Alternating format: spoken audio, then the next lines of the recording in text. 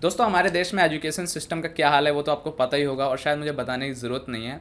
और अभी इस मोमेंट पे 2020 में इतनी सारी चीज़ें हो रही हैं कि लाइफ हर तरह से अफेक्ट हो रही है। उसी बीच एक और पॉलिसी आ जाती है जिसका नाम है एनईपी यानी नेशनल एजुकेशन पॉलिसी, जो कि तीसरी बार इस देश में लागू की जा रही है। इसके पीछे बहुत सारे लॉजिक हैं और बहुत तरीके से ये आपकी लाइफ को चेंज करने वाली है। तो इसके बारे में बात करेंगे। ऊपर से कुछ पार्टीज़ हैं जैसे कम्युनिस्ट पार्टी ऑफ इंडिया का ये कहना है कि ये हमारे एजुकेशन सिस्टम को डिस्ट्रॉय कर देगी।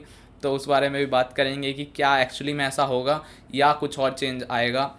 और प्लस अगर आप स्टूडेंट हैं तो मुझे लगता है कि ये आपके लिए बहुत बहुत ज़्यादा इम्पोर्टेंट बन जाता है, बिकॉज़ ये एक बहुत बड़ा ड्रास्टिक चेंज है। तो इस वीडियो को पूरा देखना और आपको पता चलेगा कि आखिर इस पॉलिसी क्या है और क्यों इसको लाया गया है एंड क्या क्या चेंजेस होने वाले हैं।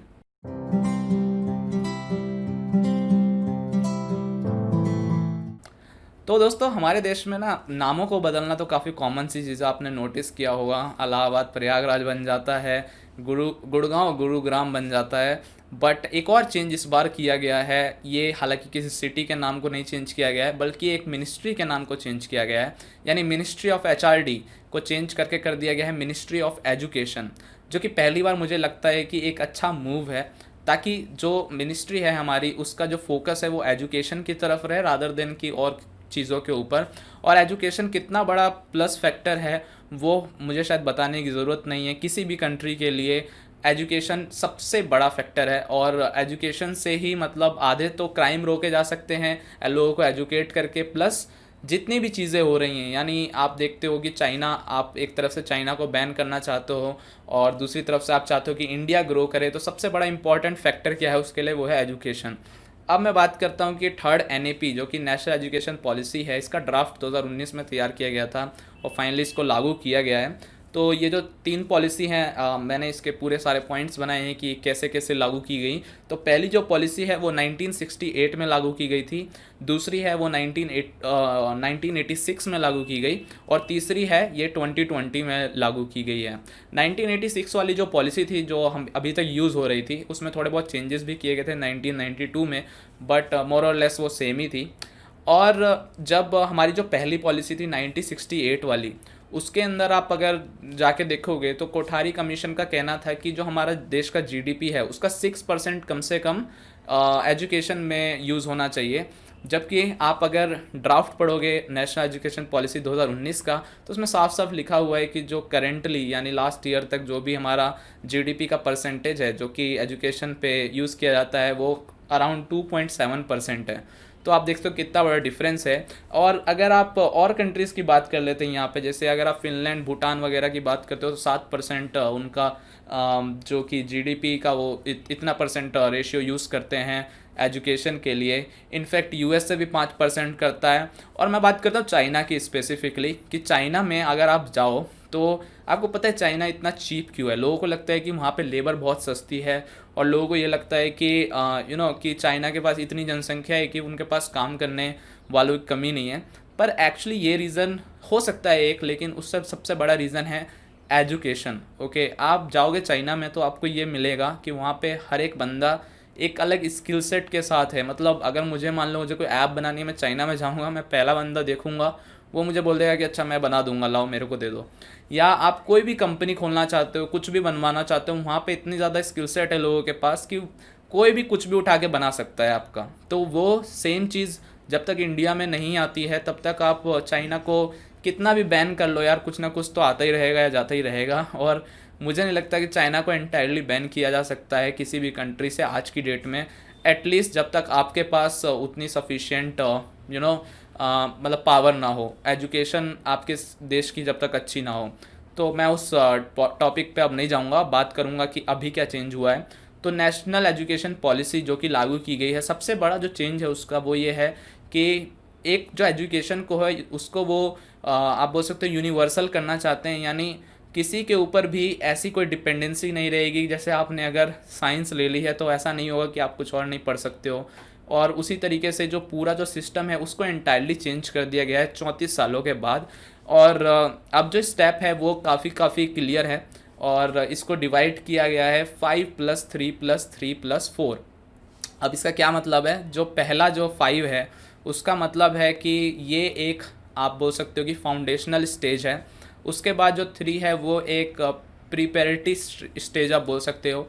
जो अगला 3 है वो मिडल स्टेज है, और लास्ट जो 4 है वो आपका सेकेंडरी स्टेज है। यानी जब आपकी एज होगी 0 से 3 तब तो आपको घर पे ही रहना है, और आपके जो पेरेंट्स हैं वो आपको सिखाएंगे जो भी सिखा सकते हैं वो। उसके बाद के जो 5 साल हैं उसमें आप पहले 3 साल अपना केजी और ये सब ख़त्म करोगे, और बाकी जो 2 साल हैं उसमें आप अपना फर्स्ट ग्रेड और सेकंड ग्रेड कंप्लीट करोगे। और बाकी जो 3 साल हैं उसमें आपको और चीज़ें जो नॉर्मल आपकी जो चीज़ें होती हैं, यानी 5वीं क्लास तक जब आप रहोगे तब तक आपको आपकी लैंग्वेज में, चाहे आप कोई भी रीजनल लैंग्वेज यूज़ करना चाहते हो, जैसे आप बिहार में रहते हो, बिहार में आपको बिहार की लैंग्वेज यानी भोजपुरी या किसी भी चीज़ में सिखाया जा रहा है तो that is very very much fine. But main concentration ये है कि आपकी जो बेसिक स्किल्स हैं, यानी आपको अल्फ़ाबेट्स, आपको बोलना लिखना ये सब आना ज़रूरी है। तो इन सब चीज़ों पे फोकस किया जाएगा। तो ये आइडिया है 5वीं ग्रेड तक का। और 6ठी ग्रेड से आपको और ज़्यादा मतलब स्किल आपके अंदर की डेवलप करने के लिए आपको कोडिंग जैसी चीज़ें सिखाई जाएंगी। जी हाँ, कोडिंग, जो कि मुझे लगता है कि कॉलेज में भी पहुंच के बच्चे नहीं सीख पाते हैं, उसको 6th स्टैंडर्ड से सिखाने का ऐसा मतलब बोला गया है कि हाँ, मतलब हम उसको इंट्रोड्यूस कर सकते हैं। और बेसिकली जो आपका 6 से 9 तक यानी आपका जो मिडल स्टेज है उसके अंदर आपकी स्किल्स पे काम किया जाएगा, ताकि आपको प्रिपेयर किया जा सके सेकेंडरी स्टेज के लिए, जहाँ पे आप एक कॉम्पिटिटिव एनवायरनमेंट में जाएंगे। यानी जो कंपटीशन आप 11th-12th में करते थे वो आपको करना होगा अब 9th 10th 11th 12th में। यानी चारों साल आपके कॉम्पिटिटिव होंगे बेसिकली, जिसके अंदर आपके बहुत सारे एग्ज़ाम्स होंगे, 8 सेमेस्टर्स होंगे, और कुछ सब्जेक्ट्स होंगे जो कि आपको पहले से ही आप बोल सकते हो कि कुछ सब्जेक्ट्स हैं जो कि सबके लिए कंपलसरी हैं। बट आपको उसके अलावा भी काफ़ी ओपन एनवायरनमेंट दिया जाएगा, जिससे आप चाहो तो फिजिक्स अगर आप लेते हो सब्जेक्ट, उसके साथ आप पॉलिटिकल साइंस ले सकते हो, आप केमिस्ट्री ले सकते हो, आप मैथ्स ले सकते हो, बायोलॉजी ले सकते हो, आर्ट्स ले सकते हो। तो ये पूरा एक ओपन कर दिया जाएगा इस चीज़ को। तो इस चीज़ को इन्होंने 5+3+3+4 करिकुलर बताया है। प्लस एक आपका 360 होलिस्टिक प्रोग्रेस कार्ड क्रिएट किया जाएगा आपके इंटायर इस जो भी आपका कितना हो गया या 8 11 4 15 साल, लगभग 15 साल की जर्नी। तो ये जो 15 साल की जर्नी है, यानी आपकी 0 से 18 साल तक के जब तक आप नहीं हो जाते हो, तो 18 साल तक के लिए आपका पूरा एक प्रोग्रेस कार्ड तैयार किया जाएगा। और जैसे हमारे रिपोर्ट कार्ड्स होते थे स्कूल में, उसमें बेसिकली क्या होता था कि आपको मार्क्स आप कितने लाते हो, है ना, उसके बेसिस पे नंबर मिलते थे। बट ऐसा नहीं होगा, बल्कि आपकी ओवरऑल स्किल्स देखी जाएंगी, और आपके काफ़ी असेसमेंट टेस्ट होंगे, आपके स्किल्स टेस्ट होंगे, और वो हमेशा से होंगे। ऐसा नहीं कि मतलब सिर्फ सेकेंडरी स्टेज में जाके हो रहे हैं, वो आपके आप बोल सकते हो कि फाउंडेशनल स्टेज से स्टार्ट होंगे और एंड तक चलते रहेंगे। और आपको एक 360 डिग्री का होलिस्टिक प्रोग्रेस कार्ड दिया जाएगा, जिसमें बताया जाएगा कि यार ये सिर्फ रट्टा नहीं मारता है, इसके पास और भी स्किल सेट हैं।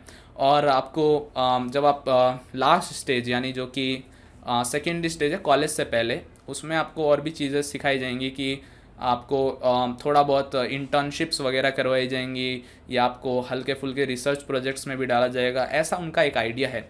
और इसके बाद आपका कॉलेज जब स्टार्ट होगा उसमें भी बहुत ड्रास्टिक चेंज होने वाला है। उसमें ये होने वाला है कि जो आपकी जो डिग्री है वो 3 साल या 4 साल दोनों की आप ले सकते हो।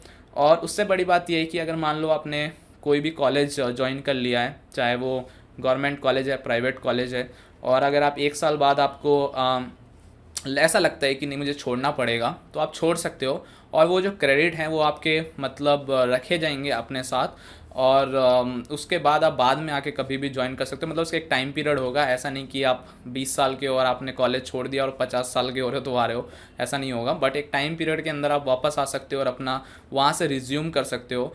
और लेट्स से आपने 2 साल कंप्लीट कर लिया और उसके बाद आप छोड़ रहे हो किसी रीज़न से, तो आपको डिप्लोमा मिल सकता है, डिप्लोमा होल्डर आप कहलाओगे। और अगर आप पूरे 3 साल कंप्लीट कर लेते हो तो आपको एक बैचलर्स की डिग्री मिल जाएगी। 4th ईयर है वो सबके लिए कंपलसरी नहीं है। बहुत लोग ऐसे होंगे जो 3rd ईयर के बाद ये सोचेंगे कि उनको जॉब करना है या उनको कुछ और अपनी लाइफ में करना है, तो वो वहाँ से निकल सकते हैं। बट 4th ईयर मोस्टली आप बोल सकते हो कि रिसर्च और अदर एक्टिविटीज़ यानी प्रोफेशनल डेवलपमेंट और चीज़ों को उसमें मोस्टली रिसर्च आप बोल सकते हो, रिसर्च को ही उसमें ज़्यादा फोकस किया जाएगा। और आपकी उस चीज़ को मोटिवेट करने के लिए आपको फ़ंड किया जाएगा, और भी सारी चीज़ें होंगी। तो ये बेसिक आइडिया है इसके पीछे। और इसके अलावा आपका उसके बाद आप मास्टर्स कर सकते हो, आप पीजी कर सकते हो, पोस्ट ग्रेजुएशन वो 1 या 2 साल की होगी। एमफिल को उन्होंने डिसकंटिन्यू कर दिया है।